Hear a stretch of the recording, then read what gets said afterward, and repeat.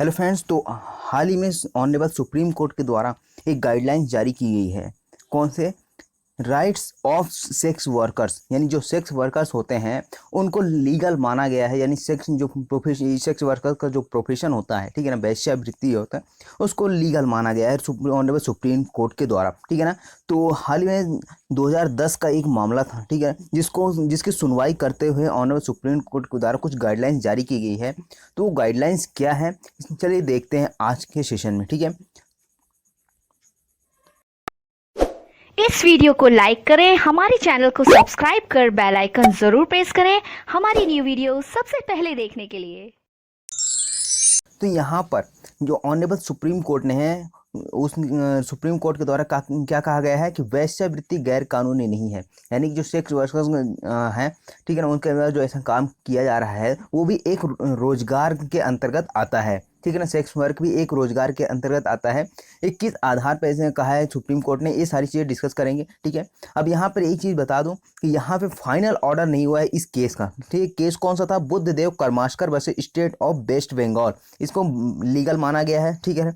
तो यहाँ पर किस केस में कहा गया है? ये Buddhadev Karmaskar versus state of West Bengal, जो 2010 का मामला है, ठीक है ना। इसकी सुनवाई करते हुए ऑनरेबल सुप्रीम कोर्ट के द्वारा हाल ही में ऐसा गाइडलाइंस जारी की गई है। लेकिन ये फाइनल ऑर्डर नहीं है। इसकी नेक्स्ट हियरिंग कब है? 27/7/2022 को इसकी नेक्स्ट हियरिंग है, ठीक है। तो इसके बाद आगे देखते हैं।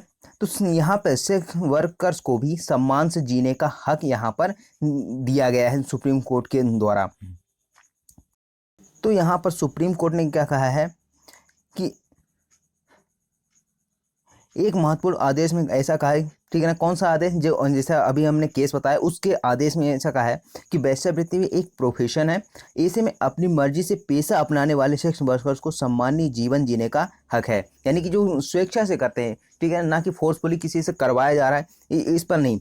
जो स्वेच्छा से करते हैं, वॉलंटरी करते हैं, तो वहाँ पर इसको एक प्रोफेशन माना गया है और यहाँ पे सम्मान से जीने का हक दिया गया है। इसलिए पुलिस ऐसे लोगों के खिलाफ कानूनी कार्रवाई नहीं करेगी।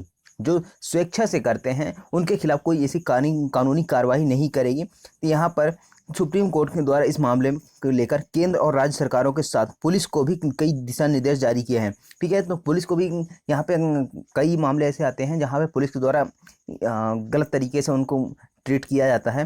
तो यहाँ पर उस जो पुलिस होते हैं उनके लिए भी दिशा निर्देश सुप्रीम कोर्ट के द्वारा जारी किया गया है। अब यहाँ पे सुप्रीम कोर्ट के इस आदेश का मतलब है कि अब पुलिस क्या नहीं कर सकती? सेक्स वर्कर्स के काम में साधारण परिस्थितियों में बाधा नहीं डाल सकती है, ठीक है। जो अभी स्वेच्छा से कर रहे हैं तो उस पर किसी भी प्रकार का कोई भी डिस्टर्बेंस पुलिस के द्वारा नहीं किया जाएगा। सुप्रीम कोर्ट ने इस मामले में केंद्र सरकार को अपना जवाब देने के लिए कहा है, ठीक है। और मामले की अगली सुनवाई 27 जुलाई को होनी है। तो 27 जुलाई यानी 27/7/2022 को इसकी नेक्स्ट हियरिंग है। यहाँ मतलब फाइनल ऑर्डर इस केस का अभी नहीं हुआ है। यहाँ पर ये जो गाइडलाइंस जारी की गई है वो कब तक के लिए? जब तक सरकार इस पर कोई जवाब नहीं देती और या फिर सरकार इस पर कोई किसी प्रकार इस तरह का कानून नहीं बना देती है। अब यहाँ पर सुप्रीम कोर्ट के इस आदेश का महत्वपूर्ण बातें क्या है? कोर्ट ने ये आदेश क्यों दिया? दुनिया के बाकी देशों में प्रोस्टिट्यूशन के लेकर क्या है, ठीक है ना। तो अदर जो कंट्रीज़ हैं जैसे अमेरिका है, ठीक है ना, चाइना है, यहाँ पर भी क्या कैसा चलता है इस प्रोस्टिट्यूशन से को लेकर, तो इसके बारे में भी हम कुछ नियम डिस्कस करने वाले हैं। अब यहाँ पे कुछ सर्वे को हम देख लेते हैं कि दुनिया भर में 4.2 करोड़ सेक्स वर्कर हैं, ठीक है ना। जैसे कि दुनिया भर की ये बात की जा रही है जहाँ पर 4.2 करोड़ सेक्स वर्कर्स हैं, जहाँ पे नाइजीरिया में 4.10 लाख, ठीक है ना, भारत में 6.57 लाख, ठीक है ना, मैक्सिको में 2.40, ब्राज़ील में, इसी तरह इंडोनेशिया में भी, ठीक है। एक अनुमान के मुताबिक भारत में 30 लाख से 1 करोड़ तक सेक्स वर्कर यहाँ पे है। ये किसका है? यह सोर्स है आपका, किस सोर्स से लिया गया है? UN AIDS के, ठीक है ना, UNAIDS की एक वेबसाइट है, वहाँ से आप देख सकते हैं, ठीक है। उसके बाद वेश्यावृत्ति गैर कानूनी है नहीं है, बल्कि यह एक प्रोफेशन है, ऐसा सुप्रीम कोर्ट के द्वारा कहा गया है, ठीक है ना। जस्टिस L नागेश्वर राव की अध्यक्षता वाली जस्टिस BR गवई और जस्टिस AS बोपन्ना के 3 जजों के बेंच के द्वारा यह जजमेंट दिया गया है, ठीक है ना। तो यहाँ पर इम्पोर्टेंट भी ये क्या है, या जुडिशरी की तैयारी कर रहे थे उसके लिए भी ये काफ़ी इम्पोर्टेंट है कि यहाँ पे उसकी जो हेड जो प्रिसाइडिंग ऑफिसर थी ये कौन थे, ठीक है ना, जस्टिस कौन थे। तो यहाँ पे 3 जजेस थे, कौन कौन से, पहले थे एल नागेश्वर राव, ठीक है, इसकी अध्यक्षता वाले जस्टिस BR गवई और जस्टिस AS बोपन्ना। इन 3 जजेस थे, जहाँ पर 3 जजेस की बेंच ने ऐसा कहा है कि वेश्यावृत्ति एक पेशा है और सेक्स वर्कर्स वर्कर्स कानून के तहत सम्मान और समान सुरक्षा के हकदार हैं, ठीक है ना। वो उनका प्रोफेशन चाहे जैसा भी हो, ठीक है ना, लेकिन उसको क्या माना गया है, लीगल प्रोफेशन माना गया है, ठीक है। तो कोर्ट ने कहा है सेक्स वर्कर्स कानून के समान संरक्षण के हकदार हैं और जब यह स्पष्ट हो जाए कि सेक्स वर्कर एडल्ट हैं और सहमति से यहाँ पे 2 चीज़ें हैं, यहाँ पे तभी पुलिस कोई भी इंटरफेरेंस नहीं करेगी जब कि यहाँ पर सेक्स वर्कर जो हैं एडल्ट हैं और सहमति से वेश्यावृत्ति में हैं, ठीक है। तो यहाँ पे स्वेच्छा होना चाहिए और एडल्ट होने चाहिए, तभी वहाँ पे पुलिस कोई कार्रवाई नहीं करेगी। अदरवाइज यहाँ पर पुलिस क्या है, उसमें हस्तक्षेप कर सकती है। तो पुलिस इसमें कोई हस्तक्षेप करने या उसके खिलाफ कोई आपराधिक कार्रवाई करने से बचना चाहिए, ठीक है। इस देश के प्रत्येक व्यक्ति को संविधान के आर्टिकल 21 के तहत सम्मान से जीने का अधिकार है, ठीक है। तो आर्टिकल 21 भी काफ़ी इम्पोर्टेंट है।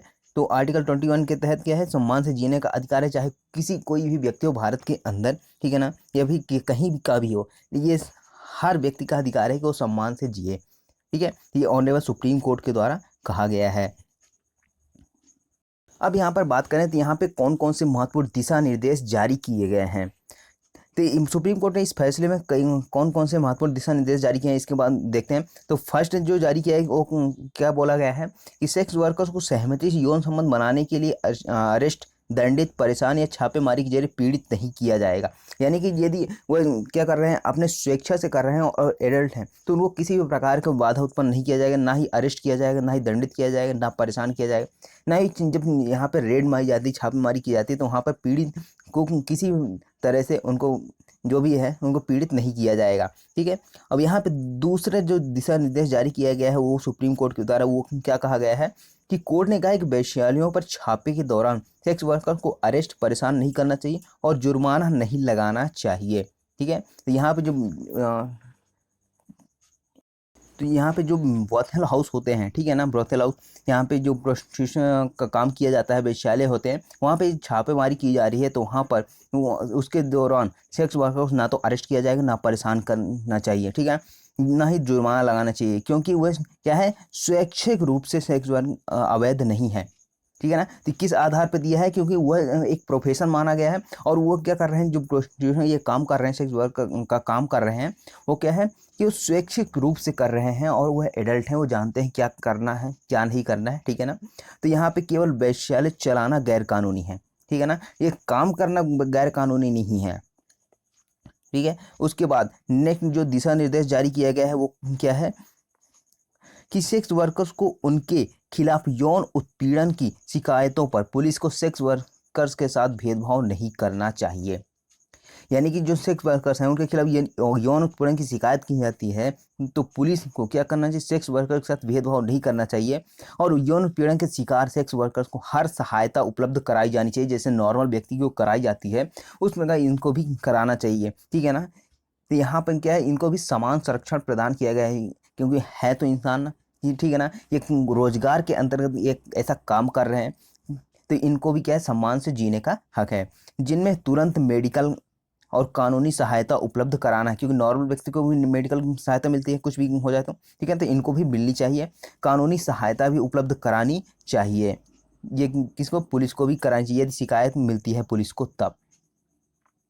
और यहाँ पे 4th नंबर की जो गाइडलाइन जारी की वो क्या गया है, सेक्स वर्कर के बच्चे की उसकी माँ की देखभाल से वंचित नहीं किया जाना चाहिए। यानी जो सेक्स वर्कर है उनके बच्चे हो जाते हैं तो उनकी माँ को देखभाल किया जाना चाहिए, ठीक है ना, तो वहाँ पे उनको वंचित नहीं किया जाना चाहिए। अगर किसी नाबालिग को वैश्यालय या सेक्स वर्कर के साथ रहते हुए पाया जाता है तो ये नहीं माना जाना चाहिए कि उसकी तस्करी की गई है, ठीक है। ये भी एक इम्पॉर्टेंट फैक्ट है, यहाँ पे ये नहीं माना जाना चाहिए कि वो उसकी तस्करी की गई है। यदि उस सेक्शन से कर रहे हैं, ठीक है ना, तो वहाँ पे एक प्रॉपर जांच की जाएगी, उसके बाद ये सारी चीज़ें प्रोसीजर अपनाई जाएगी, ठीक है। उसके बाद अगर सेक्स वर्कर ये दावा करे कि नाबालिग उसका बेटा या बेटी है तो इसे सुनिश्चित करने के लिए टेस्ट कराया जा सकता है। यानी जब कोई बच्चा है, ठीक है ना, बेटा बेटी है, वहाँ पे रहते हैं, तो वहाँ पर क्या है कि जो सेक्स वर्कर है यदि यह दावा करता है कि उसका क्या है, नाबालिग उसका बेटा है या फिर उसकी बेटी है, तो इसको सुनिश्चित करने के लिए, इसकी जांच करने के लिए उसका टेस्ट कराया जा सकता है।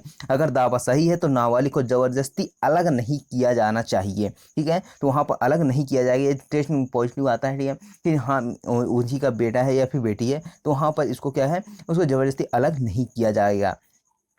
उसके बाद यहाँ पे नेक्स्ट जो गाइडलाइन जारी की गई है वो क्या है कि अरेस्ट, रेड और रेस्क्यू ऑपरेशन के दौरान मीडिया को सेक्स वर्कर की पहचान उजागर नहीं करनी चाहिए, ठीक है ना। जैसे रेप विक्टिम वगैरह होते हैं तो उनके क्या है कि पहचान वगैरह उजागर नहीं करनी चाहिए, जो आईपीसी में बताया गया है, ठीक है ना। किस सेक्शन में, 228A में बताया गया है, ठीक है ना। तो यहाँ पर इसी तरह से ये भी बता दिया गया है कि अब जब इसमें सेक्स वर्कर को क्या किया जाएगा, अरेस्ट किया जाए रेड रेस्क्यू ऑपरेशन के दौरान, तो यहाँ पे जो मीडिया को भी यहाँ पे बाउंड कर दिया गया है कि उनकी पहचान उजागर नहीं की जाएगी, ठीक है। उसके बाद पुलिस को कंडोम के इस्तेमाल को सेक्स वर्कर के अपराध का सबूत नहीं समझना चाहिए, ठीक है, ये भी एक इम्पोर्टेंट फैक्ट है। उसके बाद नेक्स्ट है कि बचाए गए सेक्स वर्कर को कम से कम 2-3 सालों के लिए सुधार गृह में भेजा जाना चाहिए। जो सेक्स वर्कर बचाए जाते हैं रेड के दौरान, ठीक है ना, जो ज़बरदस्ती किसी को उसमें धकेला जाता है कि हाँ आप यही काम करेंगे, तो यहाँ पर उनको यदि बचाया जाता है, सेक्स वर्कर को बचाया जाता है उस कार्य से, तो वहाँ पर उनको क्या करना होगा, कम से कम 2 से 3 सालों के लिए सुधार गृह में भेजा जाएगा, ठीक है। उसके बाद नेक्स्ट जो है यहाँ पे बताया गया है, केंद्र सरकार और राज्य सरकारों को सेक्स वर्कर्स को उनसे जुड़े किसी भी पॉलिसी या प्रोग्राम को लागू करने या सेक्स वर्कर्स से जुड़े किसी कानूनी सुधार को बनाने समेत सभी डिसीजन मेकिंग प्रोसेस में शामिल करना चाहिए। ये ठीक है ना, ये केंद्र सरकार और राज्य सरकारों को भी यहाँ पे गाइडलाइंस जारी कर दी गई है। अब यहाँ पर भी एक सर्वे के मुताबिक टॉप 100 देश कहाँ पर वेश्यावृत्ति जो है वो वैध है और कहाँ पर अवैध है। तो यहाँ पे बात करें तो भारत, जर्मनी समेत 53 देशों में वेश्यावृत्ति वैध है। अमेरिका, फ्रांस 12 देशों में सीमित तरीके से वेश्यावृत्ति वैध है और चीन, सऊदी समेत 35 देशों में वेश्यावृत्ति अवैध है, ठीक है ना। चीन में भी अवैध है, सऊदी में भी अवैध है, ठीक है ना। इस समय पूरे 35 देशों में भी यहाँ पे अवैध है। टॉप 100 देशों की बात यहाँ पर की जा रही है। अब यहाँ पर विराग यानी कि विराग गुप्ता, ये एडवोकेट है, ठीक है ना, सुप्रीम कोर्ट में यहाँ, तो उन्होंने क्या बताया है कि सुप्रीम कोर्ट ने यह आदेश 2010 के एक मामले की सुनवाई करते हुए दिया है जो मानव तस्करी और सेक्स वर्कर्स के रिहैबिलिटेशन से जुड़ा हुआ था। उस मामले में ऐसा गाइडलाइंस जारी किए गए सुप्रीम कोर्ट ने। आगे विराग ने कहा है, सुप्रीम कोर्ट ने इस फैसले पर आर्टिकल 21, 14 और 19 के तहत 2 प्रमुख बातें कहीं। वो कौन कौन सी 2 बातें हैं? तो जो पहला है कि प्रत्येक व्यक्ति को जीवन का अधिकार है, ठीक है ना, और प्रत्येक व्यक्ति को सम्मानजनक जीवन जीने का अधिकार है, और सम्मानजनक जीवन के तहत रोजगार का भी अधिकार आता है। यानी कि सम्मान से जीने का जो है, ठीक, सम्मानजनक जीवन जीने के तहत रोजगार का भी एक अधिकार यहाँ पे बताया गया है ऑनरेबल सुप्रीम कोर्ट के द्वारा इस मामले में। उसके बाद सुप्रीम कोर्ट ने ये फैसला क्यों दिया था? तो यहाँ पर भारत दुनिया के उन देशों में शामिल है जहाँ वेश्यावृत्ति वैध है, ठीक है। तो भारत में क्या है, वेश्यावृत्ति वैध है, बशर्ते वो क्या, जो सेक्स वर्कर उनकी रजामंदी से, यानी स्वेच्छा से वो ऐसा कार्य करते रहे हों, या फिर दुनिया के टॉप 100 देशों में से जिन 53 देशों में वेश्यावृत्ति वैध है, भारत भी उनमें से एक है, ठीक है। तो टॉप 100 देशों में भारत क्या है, इसमें भी क्या है, भारत के अंदर वेश्यावृत्ति क्या है, लीगल है, यहाँ पे एक लीगल प्रोफेशन माना गया है ऑनरेबल सुप्रीम कोर्ट के द्वारा भी, ठीक है। भारत में सेक्स वर्कर के साथ आमतौर पर पुलिस के द्वारा क्या रवैया क्रूर रहता है। सुप्रीम कोर्ट ने अपने कई फैसलों में ऐसा माना है, ठीक है ना। अपने कई फैसलों में भी इसका जिक्र करते हुए कहा कि ये देखा गया है कि सेक्स वर्कर के प्रति पुलिस की रवैया बेहद निर्दयी और हिंसक रहता है, ठीक है ना। तो काफ़ी वहाँ पे गाइडलाइन यहाँ पुलिस के लिए बाउंड किया गया है कि जो उनका रवैया रहता है वो सही तरीके से करें, ठीक है, भेदभाव किसी प्रकार का ना किया जाए सेक्स वर्कर के साथ, ठीक है। तो यहाँ पे निर्दयी हिंसक रहता है उन पुलिस के जो सेक्स वर्कर के साथ। तो ये ऐसा है जैसे ये एक ऐसा वर्ग है जिनके अधिकारों की मान्यता नहीं है, ठीक है ना। तो इस आधार पर ये सुप्रीम कोर्ट ने ऐसा ऑर्डर किया है, ठीक है। अब यहाँ पर कोर्ट ने साफ किया है कि सेक्स वर्कर को भी संविधान में सभी नागरिकों को बुनियादी मानवाधिकार यानी जो जो नॉर्मल इंसान को अधिकार मिले गए हैं संविधान के द्वारा वो उनको भी दिया गया है अन्य अधिकार प्राप्त। तो कोर्ट ने साफ किया कि पुलिस को सभी सेक्स वर्कर के साथ सम्मानजनक व्यवहार करना चाहिए और उन्हें मौखिक या शारीरिक रूप से प्रताड़ित और उनके हिंसा या उन्हें जबरन सेक्सुअल एक्टिविटी में शामिल होने के लिए मजबूर नहीं करना चाहिए। ठीक है, तब यहाँ पर ये हो गया। तो अब यहाँ पे बात करते हैं तो सुप्रीम कोर्ट की पूरी गाइडलाइंस वगैरह होगी, ठीक है। और लेकिन ये एक चीज़ एक आप ध्यान रखिएगा, यहाँ पर फाइनल ऑर्डर उस केस का नहीं हुआ है यहाँ पे, ठीक है ना। तो यहाँ पे फाइनल ऑर्डर इस केस का अभी नहीं हुआ है। 27/7/2022 को यहाँ पे नेक्स्ट हियरिंग है, वहाँ पे देखते हैं क्या होता है, ठीक है। अब यहाँ पे सरकार से जवाब मांगा गया है। अब यहाँ पे इन देशों में वैश्यविद्या कानूनी दर्जा मिला है। कौन कौन से ऐसे देश है जहाँ पे वैश्यविद्या कानूनी दर्जा मिला है, लीगल प्रोफेशन माना गया है, लीगल है यहाँ पे। तो सबसे पहले जो हम बात करें वो कौन सी है, जर्मनी। जर्मनी में वैश्यविद्या एक कानूनी पेशा है। यहाँ पर सभी यौन कर्मियों के पास टैक्स आईडी नंबर होना जरूरी है, ठीक है। तो यहाँ पे जर्मनी जो वैश्यविद्या प्रोफेशन तो माना गया है, साथ में जो यौन कर्मी हैं, ठीक है ना, सेक्स वर्कर्स, उनके पास क्या होना चाहिए, टैक्स आईडी नंबर होना जरूरी है, क्योंकि किसी भी अन्य कर्मचारी की तरह उन्हें भी अपनी आय पर टैक्स देना पड़ता है। तो वहाँ पर जो उनकी इनकम होती है उस पर क्या है, टैक्स देना पड़ता है। हालांकि वैश्यवृत्ति को नियंत्रित करने के लिए कई कड़े नियम हैं। जर्मनी के कुछ शहरों में यौन कर्मियों को सड़कों पर ग्राहक खोजने के लिए खड़े होने की अनुमति नहीं है, ठीक है ना। जैसे इंडिया में कहीं चलता है ना, जहाँ पे वैश्यालय चलते रहते हैं तो वहाँ पर सड़कों पर खड़े रहते हैं, खोजते रहते हैं। यहाँ पर ये जर्मनी में ऐसा बिल्कुल भी नहीं है, मनाही है यहाँ पर कि यहाँ पर खड़े ग्राहक को खोजने के लिए खड़े होने की अनुमति बिल्कुल भी नहीं है। उसी प्रकार से यहाँ पे फ्रांस की बात की, जर्मनी की बात हो गई। अब फ्रांस की बात करें तो फ्रांस एक वैश्यवृत्ति कानूनी है। हालांकि 2014 में नया कानून लागू किया गया था फ्रांस में, ठीक है, जिसके तहत क्या किया गया, सेक्स के लिए पैसे देना अपराध है। ऐसा करने पर ग्राहकों पर 2 से 4 लाख रुपए तक का जुर्माना लगाया जा सकता है, ठीक है। यहाँ पर सेक्स के लिए पैसे देना अपराध है, ठीक है, फ्रांस के अंतर्गत। और यहाँ पे यदि कोई ग्राहक ऐसा पाया जाता है तो उसको 2 से 4 लाख रुपए तक का जुर्माना लगाया जा सकता है, ठीक है। यहाँ पर जब ग्रीस की बात करें तो ग्रीस में क्या है कि ग्रीस में भी वैश्यवृत्ति एक कानूनी पेशा है। अन्य लोगों की तरह यौन कर्मियों को अपना मेडिकल बीमा कराना होता है। यहाँ पे जो यौन कर्मी और सेक्स वर्कर्स होते हैं वहाँ पर क्या है, उनको बीमा कराना होता है, मेडिकल बीमा कराना अनिवार्य होता है। उसी प्रकार तुर्की है, यहाँ पर वैश्यवृत्ति कानूनी पेशा है। यहाँ पर यौन कर्मियों के लिए खुद को एक पंजीकृत कराना, ये रजिस्टर्ड होना चाहिए और आईडी कार्ड बनाना चाहिए। अब यहाँ पर बात करें ब्रिटेन की, तो ब्रिटेन में भी यहाँ पे सेक्स वर्कर के पास अधिकार है कि गैर सरकारी संगठनों के विरोध के चलते वक्त के साथ कुछ नियम बदले गए हैं। यहाँ पर भी मिसाल के तौर पर किसी यौन कर्मी की तलाश में रेड लाइट इलाके में भी धीमी गति पर गाड़ी चलाने की इजाज़त नहीं है, ठीक है। तो ये काफ़ी इंपॉर्टेंट फैक्ट है ब्रिटेन के बारे में। अब यहाँ स्पेन की बात करें, स्पेन में किसी अन्य व्यक्ति के देह व्यापार में धकेलना या उससे मुनाफा कमाना अपराध है। व्यक्ति अपनी इच्छा से इस पेशे में जुड़ सकता है। यहाँ पर वैश्यवृत्ति कानूनी पेशा है, ठीक है ना। यहाँ पे भी लीगल प्रोफेशन है। मैक्सिको और ब्राज़ील में भी इसी तरह लगभग सभी लैटिन अमेरिकी देशों में देह व्यापार की अनुमति है। हालांकि सुनियोजित रूप से रैकेट चलाना अपराध है, लेकिन फिर भी यहाँ पर ऐसा आम है। न्यूजीलैंड ऑस्ट्रेलिया की बात करें तो जहाँ पूरे न्यूजीलैंड में देह व्यापार की अनुमति है, वहीं पड़ोसी ऑस्ट्रेलिया के अलग अलग हिस्सों में अलग अलग कानून हैं, ठीक है ना। ऑस्ट्रेलिया के अलग अलग हिस्सों में अलग अलग कानून हैं। न्यूजीलैंड में 2003 में बदले गए एक कानून के बाद बालिगों के लिए भी यह व्यापार कानूनी हो गया है। अब यहाँ पे नीदरलैंड्स की बात करें, देह व्यापार एम्स्टर्डम का रेड लाइट एरिया शायद दुनिया का सबसे मशहूर हिस्सा है। अन्य देशों से विपरीत जहाँ लोग छिपा कर रेड लाइट एरिया में जाते हैं, यहाँ एम्स्टर्डम टूरिस्ट खास तौर पर इस इलाके को देखने पहुँचते हैं, ठीक है। ये काफ़ी फेमस जगह है, ठीक है ना। कहाँ का, नीदरलैंड्स का। उसी प्रकार से अमेरिका में क्या है कि अमेरिका नेवादा को छोड़कर ज़्यादातर राज्यों में वैश्यवृत्ति कानूनी है और यहाँ पर गैर कानूनी है। नेवादा अमेरिका का इकलौता ऐसा राज्य है जहाँ वैश्यवृत्ति कानूनी मान्यता दी गई है। हालांकि नेवादा की कई काउंटी में वैश्यवृत्ति गैर कानूनी भी है, ठीक है। तो ये रहे कुछ वैश्यवृत्ति से रिलेटेड कुछ अदर कंट्रीज़ के रूल्स, ठीक है। आई होप आपको ये समझ में आया होगा।